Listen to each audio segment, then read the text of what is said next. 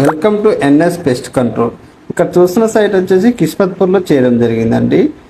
Pre construction anti termite treatment reticulation piping system అనేది చేయడం జరిగిందండి. ఈ పైపింగ్ సిస్టమ్ అనేది ఫ్లోరింగ్ కట్టే ముందే ప్లాన్ చేసుకోవాలండి. మెథడ్ ప్రీ కన్స్ట్రక్షన్ అనగానే మీకు అర్థమైపోయి ఉండొచ్చు, ఇల్లు కట్టే సమయంలో లేదా కట్టడానికంటే ముందే తీసుకునే జాగ్రత్తలు ఇవి. మనం ఫుట్టింగ్ చేసినప్పుడు లేదా బేస్మెంట్ అప్పుడు లేదంటే ఫ్లోరింగ్ చేసే టైంలో ఇసుక సిమెంట్ కలుపుతాం చూసిండ్రా, ఆ టైంలో కూడా మనం ఈ ప్రీ కన్స్ట్రక్షన్ ట్రీట్మెంట్ అయితే చేయొచ్చు. దీంట్లో ఉండే బెనిఫిట్ ఏంటంటే మనకు సమయము ఖర్చు రెండు మిగులుతాయి. ఎందుకనంటే మనం సమస్య ఎదురైన తర్వాత కాదు చేసేది, ముందే రాకుండా జాగ్రత్త పడుతున్నాం కాబట్టి సమయము డబ్బులు రెండు మిగలడానికి అవకాశం ఉంటుంది. ఎట్ ది సేమ్ టైం మన ఇంటి దృఢత్వం కూడా పాడవకుండా ఉంటది.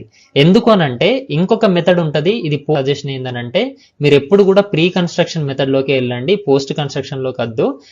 సేపు ఈ వీడియో చూసినట్టయితే, నేను చెప్తున్న కంటెంట్ మీకు నచ్చినట్టయితే, అర్థమైనట్టయితే దయచేసి ఈ వీడియోని లైక్ చేయండి ఫ్రెండ్స్. ఎందుకంటే మీరు లైక్ చేయడం వల్ల మాకు కొంచెం మోటివేషన్ ఉంటుంది.